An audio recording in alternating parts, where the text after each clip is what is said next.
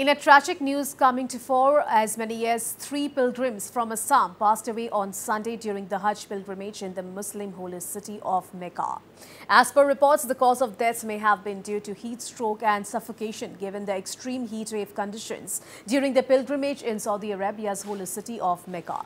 Well, reports of a minor stampede are also coming to the fore. However, there is no confirmation on it. The deceased from Assam have been identified as Maulana Saifuddin from Kachar, Saleha Begum from Hailakandi and Zarina Begum from Borpeta.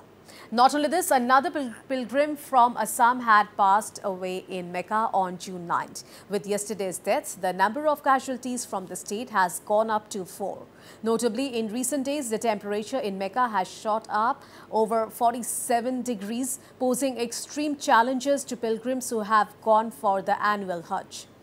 Assam Joint State Hajj Committee Chairman Nekibur Zaman gave more details of the incident. Listen in. অমৰ পৰা যোৱা সৰ্বমুঠ ৩৮০০ তাৰে আমাৰ কলিকতাৰ পৰাও ৪০০ গৈছিল আৰু ৩৪০০ আমি গুৱাহাটীৰ পৰা পঠিয়াইছিলোঁ অসম ৰাজ্যিক হজ কমিটিৰ অধীনস্থ হিচাপে এই ৩৮০০ গৰাকীৰ ভিতৰত আমাৰ সৰ্বমুঠ এতিয়ালৈকে আমাৰ হাতত পোৱা তথ্যমতে ৪ গৰাকীৰ মৃত্যু হৈছে ৯ তাৰিখে এগৰাকী হৈছে জহিৰুদ্দিন মজুমদাৰ ১৬ তাৰিখে জেৰিনা বেগম বৰপেটাৰ তেওঁ মক্কাত ঢুকাইছে সাইফুদ্দিন আহমেদ তেওঁ ১৬ তাৰিখে ঢুকাইছে তেওঁ কাছাৰৰ জছিমুদ্দিন মজুমদাৰ তেওঁ হাইলাকান্দিৰ কাছাৰৰ মক্কাতে ঢুকাইছে আৰু জেৰিনা বেগম সালেহা বেগম বৰভূঞা তেওঁ মক্কাত ঢুকাইছে মিনা হস্পিটেলত এই ৪ গৰাকীৰ খবৰ আমাৰ হাতত ইতিমধ্যে আহি পৰিছে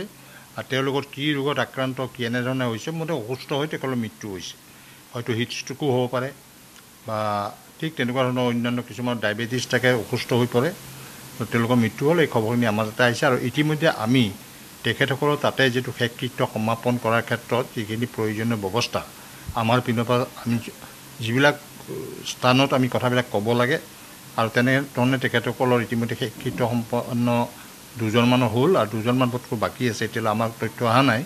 কাৰণ তেওঁলোকে ঘৰৰ পৰা নো অবজেকশ্যন লাগিব যিবিলাকৰ গাৰ্জিয়ান আছে নো অবজেকশ্যন দিয়াৰ পিছতে শেষকৃত্য কৰিছে আৰু যিবিলাকৰ গাৰ্জিয়ান যোৱা নাই কোনো এই গাৰ্জিয়ান নোযোৱাবিলাকৰ নো অবজেকশ্যন ইয়াৰ ডেপুটি কমিশ্যনাৰ থ্ৰুদি নো অবজেকশ্যন তালৈকে